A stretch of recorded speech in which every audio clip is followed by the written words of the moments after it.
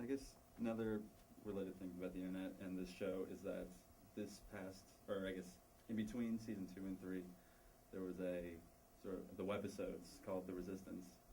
I guess there were sort of mini shows, and I've read that there's been some controversy generated around that, and I was wondering if you wanted to elaborate on that. Essentially, the webisodes, which were small episodes shot for the internet, each about 2 to 3 minutes in length. We did 10 of them.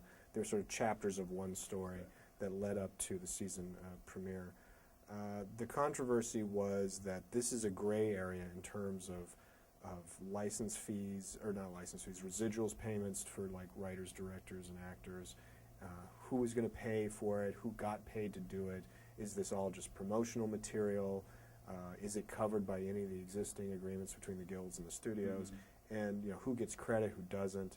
And essentially, it all ground to a stop because the WGA at a certain point stepped in and said, okay, look, they're not paying people correctly for this material, they're not crediting people for this material, and we are now saying this is unsanctioned work, and you can no longer work on this material.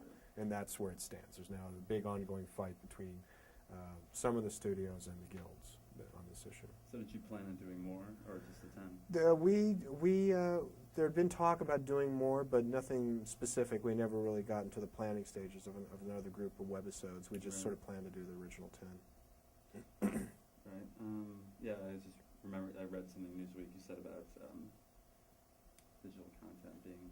It's a big issue because it's like, there's a lot of controversy in terms of, who gets paid for content that's delivered on the internet. You can buy Galactica on iTunes. You can download it for, I think, $2 or something an episode. Well, what happens to that money? Who gets paid? And there's no formula at the moment.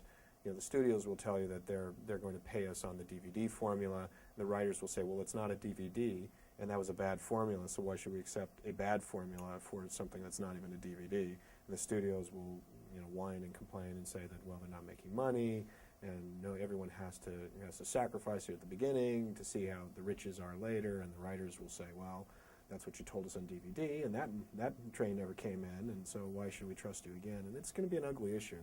It'll figure prominently into next year's negotiations, because next year the contracts for the writers are up, and they'll have to negotiate a new bargaining agreement between the guilds, and this will be a very hot issue. I mean, it might well be a strike. Mm-hmm. You mentioned iTunes. I think a figure I read, the webisodes, they're about 5 million downloads. Something like that. And the show, the first run show, gets average about 2 million viewers a week. Something like that.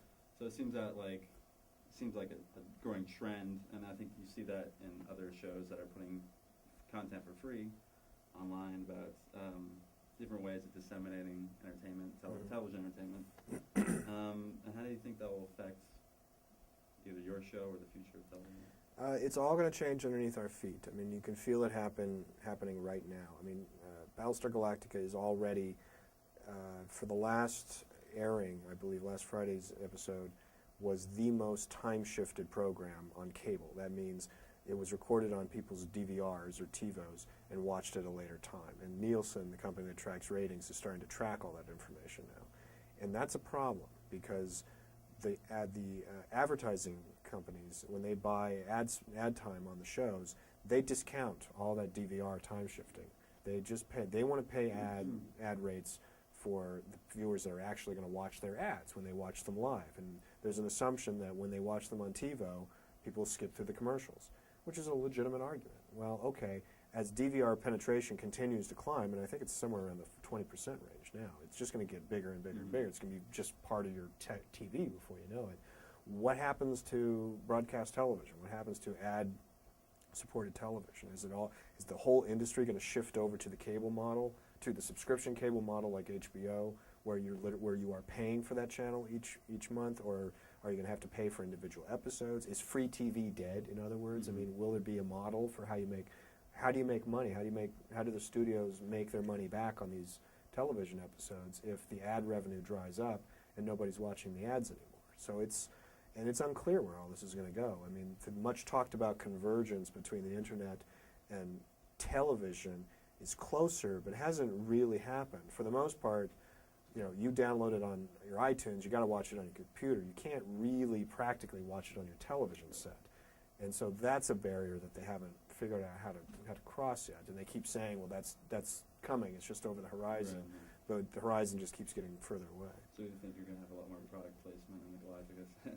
I don't know. We're starting. Yeah, I mean, if I could, believe me, if I could get money out of it, and for Adama drinking a can of Diet Coke, we'd have Diet Coke on the Galactica. So. And then people watching it like on iTunes, obviously it's much smaller. So does that affect the aesthetic? Do you ever think about like? No, I kind of ignore that because it feels like, yeah, it's smaller, but you know, people that are that tech savvy can typically blow it up to full frame on their computer screen and watch it that way. And you know, the technology is just going to keep improving to the point where that download, the resolution of it will be really good. It'll be as good as TV before you know